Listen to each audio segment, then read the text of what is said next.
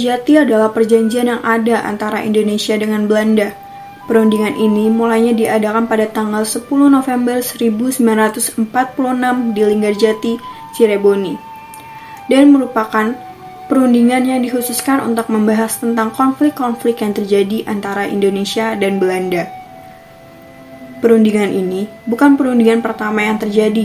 Sebelumnya, Indonesia dan Belanda sudah pernah melakukan perundingan yang berakhir tidak menemukan titik terang.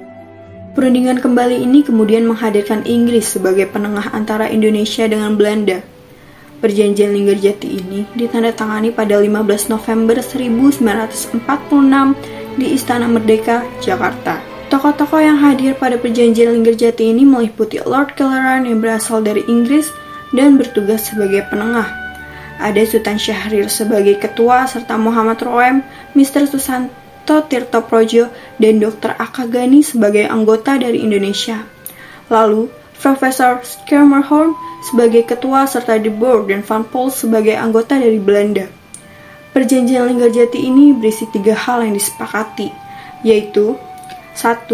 Belanda mengakui wilayah Indonesia yang mencakup Jawa, Sumatera, dan Madura. Belanda harus meninggalkan Indonesia sebelum tanggal 1 Januari 1949. 2. Indonesia dan Belanda setuju membentuk negara serikat dengan nama RIS. Negara Indonesia Serikat ini terdiri dari RI, Kalimantan, dan Timur Besar. Pembentukan RIS ini dilangsungkan sebelum 1 Januari 1949. 3. RIS dan Belanda akan membentuk Uni Indonesia Belanda yang dipimpin oleh Ratu Belanda. Setahun setelah perundingan tersebut, pada 25 Maret 1947, barulah kedua negara menandatangani perjanjian ini dan sekaligus menjadi tanda bahwa perjanjian Linggarjati diresmikan. Perjanjian Linggarjati ini menimbulkan dampak positif dan dampak negatif bagi Indonesia. Dalam hal positifnya, Indonesia mendapat pengakuan de facto wilayah RI yang mencakup Jawa, Madura, dan Sumatera.